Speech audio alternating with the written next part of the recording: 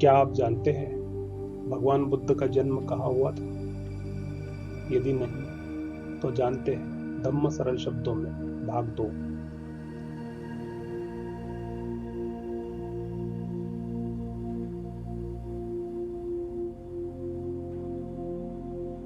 पिछले वीडियो में हमने देखा था सिद्धार्थ के जन्म के संबंध में जानकारी, उनके परिवार, उनके समाज के बारे में जानकारी।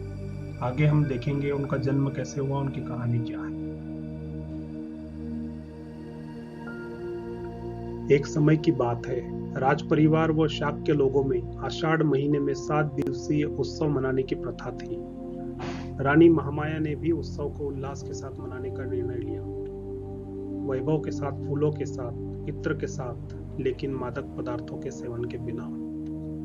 7वें दिन वह जल्दी उठी और उन्होंने सुगंधित पानी में स्नान किया।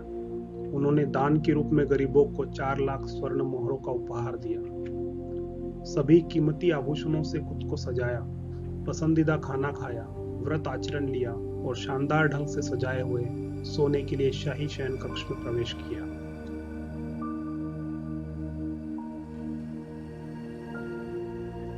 उसी रात रानी महामाया ने सपना देखा कि दुनिया के 4 चतुर्दिक्पालों ने उन्हें बिस्तर सहित उठाया। उन्हें हिमालय के ऊपर शाल वृक्ष के नीचे रखकर वह अलग खड़े हो गए। चतुर्दिक्पालों की पत्नियों ने उन्हें मानसरोवर झील में स्नान कराया, उन्हें अच्छे वस्त्र पहनाए, इत्र के साथ उनका अभिषेक किया जैसे कोई दिव्य शक्ति आने वाली हो। तभी सुमेध नाम के एक बोधिसत्व प्रकट हुए। वो शुभ्र सफेद हाथी के रूप में थे। तभी उन्होंने महामाया से कहा, मैंने इस धरती पे अपना अंतिम जन्म लेने का फैसला किया है, क्या आप मेरी मां बनने के लिए सहमति देगी? महामाया ने कहा, हाँ, बहुत खुशी के साथ। उसी क्षण रानी महामाया जाग गई। अगली सुबह महामाया ने अपने सपने को महाराज शुद्धोधन को बताया। सपने की व्याख्या करने का तरीका वह नहीं जानते थे। शुद्धोधन ने 8 ब्राह्मणों को बुलाया जो कि व्याख्या में पारंगत थे। उनके नाम इस प्रकार हैं: राम, धागा, लक्कना, मंती, याना, सुयमा, सुभोग और सुदत्त।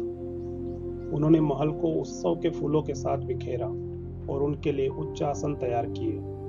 उन्होंने ब्राह्मणों के पात्रों को सोने और चांदी से भर दिया और उन्हें उत्कृष्ट चावल और दूध भोजन खिलाया। उन्हें उपहार में नए कपड़े और गायें दी। जब ब्राह्मण संतुष्ट हुए तब महाराज शुद्धोधन ने रानी महामाया के सपने से संबंधित पूछा, मुझे बताइए कि इस स्वप्न का मतलब क्या है? ब्राह्मणों ने कहा, चिंता मत करिए महाराज, आपको एक बेटा होगा और अगर वह गृहस्थ जीवन जीता है तो वह एक चक्रवर्ती सम्राट बन जाएगा। परंतु यदि वह अपना घर छोड़ देता है तो अज्ञान और अंधकार दूर करने वाला बुद्ध बन जाएगा। एक बर्तन में तेल की तरह 10 चंद्र महीने उन्होंने सिद्धार्थ को अपने गर्भ में धारण किया। जब उनका प्रसव समय निकट आ रहा था, उन्होंने अपने पति से कहा कि वह अपने माता पिता के घर जाने के लिए इच्छुक है। मैं अपने पिता के शहर देवदह जाना चाहती हूँ।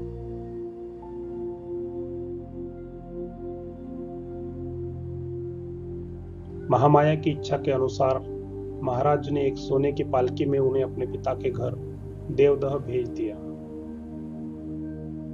अपने पिता के घर जाते हुए रास्ते में एक सुंदर वन आया जिसे आज लुम्बिनी वन कहते हैं। वन उन्हें ऐसा लग रहा था जैसे वह किसी महाप्रतापी राजा के स्वागत में खड़ा है। कई प्रकार के पक्षी, भंवरे गुंजन कर रहे थे। फूलों से भरे वन में महामाया का मन थोड़ा रुकने को हुआ। महामाया पालकी से उतरकर एक सुंदर साल वृक्ष के नीचे रुकी। उस वृक्ष की टहनियां नीचे झूल रही थी। तभी महामाया को एक टहनी पकड़ने की इच्छा। जैसे ही वह टहनी को पकड़ने के लिए अपने एड़ी के बल खड़ी हुई, हवा के झोंके से टहनी ऊपर चली गई, जिससे महामाया को हल्का झटका लगा। तभी उन्होंने खड़े खड़े ही एक बालक को जन्म दिया।